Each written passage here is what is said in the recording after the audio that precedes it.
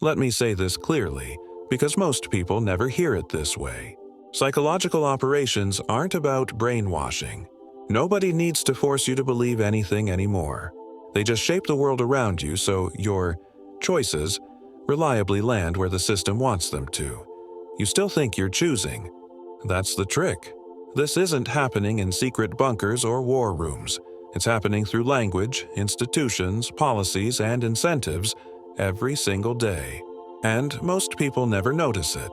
Because modern psyops don't feel like control. They feel like common sense.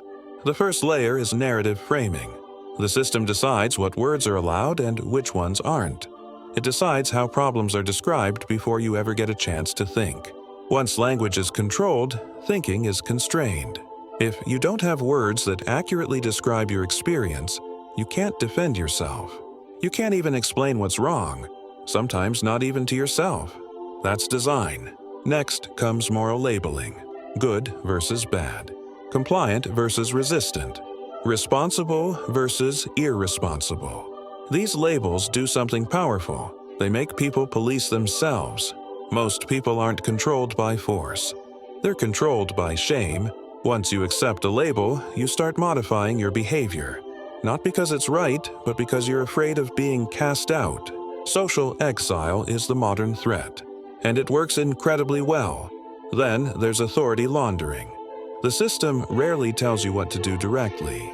Instead, it hides behind experts, best practices, studies, and policy.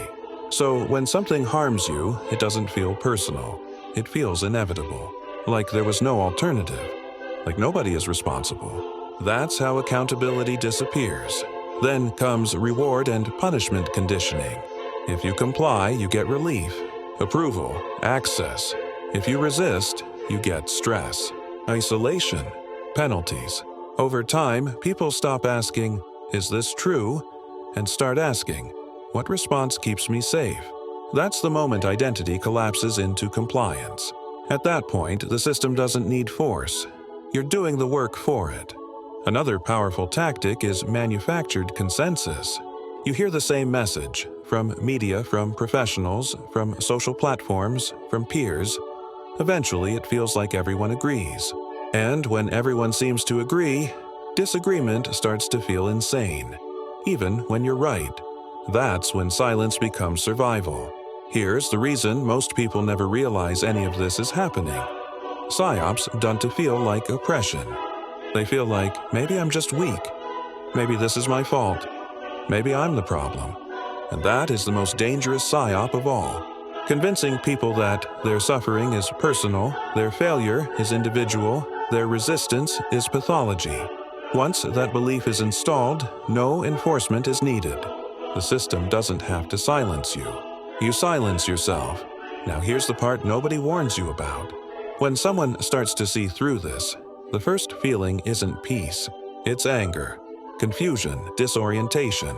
Because you realize something unsettling. You weren't broken. You weren't stupid. You weren't weak.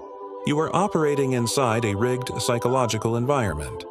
And systems that depend on obedience disguised as care do not like people who notice that. So let me end with this. Modern psyops aren't about controlling enemies. And the most effective lie ever sold is this. If something is ET working for you, it must be you. That lie keeps people compliant, quiet, self-blaming, while the system never has to change. And once you see that, you can't unsee it.